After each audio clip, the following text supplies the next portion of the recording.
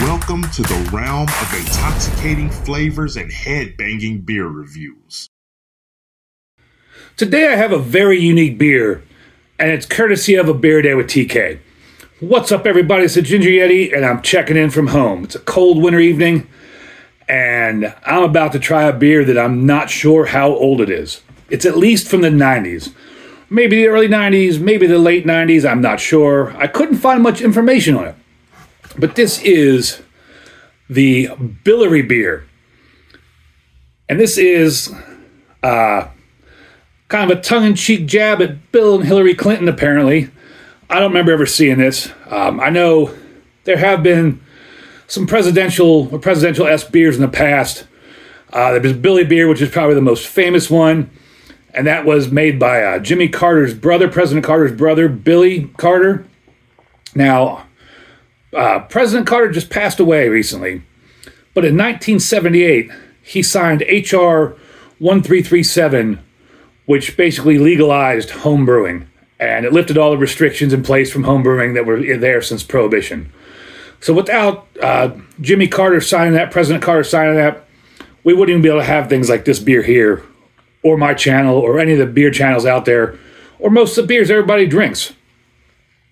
So there is a history of beer and brewing and whatnot amongst presidents. I mean, I'm sure all the past presidents, the first few presidents probably brewed their own beer. And like I said, we have this the Billary Beer here, which is kind of a tongue-in-cheek thing. Apparently, President Obama, when he was in the White House in 2011, he went and bought a home brew kit out of his own pocket and then had White House chefs brew beers for him. Made 3 different beers, the honey blonde, a honey porter, and a honey brown. And they used honey from the beehives that were on the South Lawn. I didn't even know there were beehives on the South Lawn. So that's pretty interesting. And for those of you who don't know, Bill Clinton was the 42nd president of the United States. He was president from 1993 to 2001. So at the oldest, this beer is from 93. Unfortunately, there's no date on the bottom. I couldn't find much information online. But I figured I would try it, why not? Beer Day with TK found it at some flea market or antique shop. I think he said he paid about $4 for it. Sent it out to me. Pretty cool thing to find. I mean, I'm sure this beer is well past its prime, but it's neat to check out, neat to look at, neat to review. Now, there's a couple of paragraphs on the back here, and they're kind of hard to read because the ink's a little blurry as I just blind myself. I'm going to try to get through it, so bear with me. The Billary Beer story. A beer drinker's solution to the national debt. 7 years ago, or thereabouts, the national debt was born. As government spending far outpaced revenues, the deficit began to grow to its present monumental size. The government's solution has always been to raise taxes. The response in the 1770s was a Tea Party. Our approach in the 1990s is a Billary Party. Beer drinkers unite to reduce the debt. Politicians have had their chance, but sat on their cans. Now it is our turn. The solution in our can. The solution is in our can. Finally, a practical approach to reducing the national debt. This writing's really blurry and hard to read. Presidential Bottlers Incorporated, in the spirit of capitalism, philanthropy, and fun, has rolled out Billary Beer. In addition to being a great tasting beer, it is the politically correct choice, as 25 cents of each case sold will be donated to the federal government to be applied against the national debt. So the more Billary you buy, the better off you and the government will be. I wonder if that was actually true. 25 cents per case doesn't sound like a lot of money, but I'm guessing back in the early 90s, a case of this beer was probably $15, something like that. According to recent estimates, we need to sell only 200 trillion more cases of beer to reduce the entire debt. Wow, they have to sell a lot more now because the debt's like up over 36 trillion. It's like $100 and some thousand per person in the U.S. Remember, the solution to our nation's economic woes is in your hand. Attention, Billary Beer has not been made or endorsed by any government agency or employee thereof. Any similarity to any person or persons living in a White House is purely coincidental. That's pretty funny. And this says, bottled from Presidential Bottlers Incorporated, Cleveland, Ohio. And Presidential Brewing Company, Pittsburgh, Pennsylvania. And really, I could not find anything online other than people on eBay trying to resell old cans, empty cans. Couldn't find anything out about the presidential bottlers. So if any of you out there are watching this and see this and know anything about this beer more than I do or about presidential bottlers, I'd love to hear your comments down below. I'd love to hear the story of this. It's a really neat find. I really appreciate TK giving this to me. I mean, if I was him, I would have kept it myself and done it on my own channel, but he was kind enough to send me this. So I'm going to attempt something I've never done before.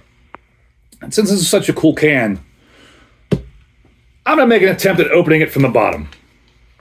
Now, I don't know, some people suggested to use a hammer and a nail. I'm going to try the can opener first. See if I can just push it through without crushing. Yeah, I feel like I might crush the can doing that. So I'm going to try this old hammer and nail, see if we get a big explosion, and then I'll pour it into the glass. It's still hissing. There was no damage around the edge of the can. It looked like the can was still really well intact. So I think overall the beer is probably still safe to drink. Got 2 holes there that are going to take forever to pour out.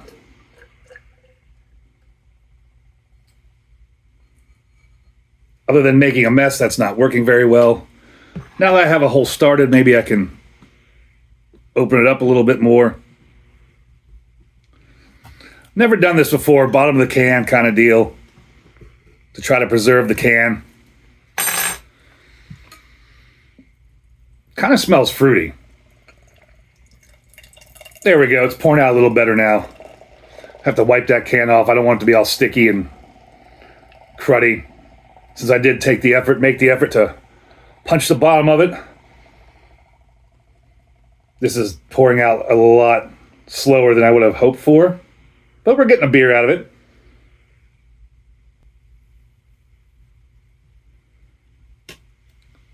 There we go. I'm going to grab a paper towel real quick just to wipe the can off. I mean, it's a nice looking beer. I don't see any sediment in there so far. My Billary Beer there. Doesn't smell bad.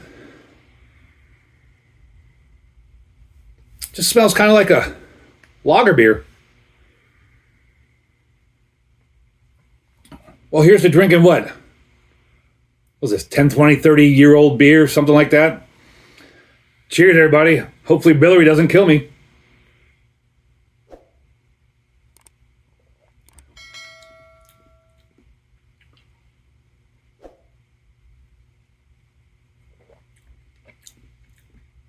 There's some age to it.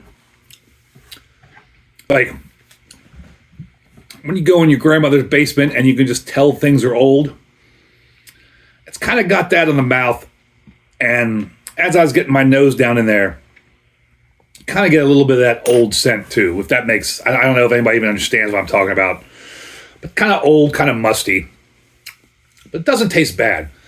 Very malty, a lot of malt sweetness.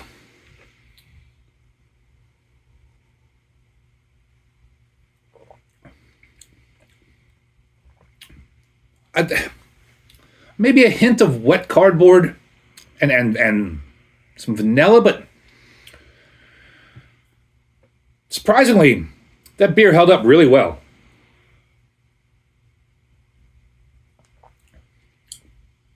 I've paid a lot more money for beers that are a lot worse. And I may actually finish this beer.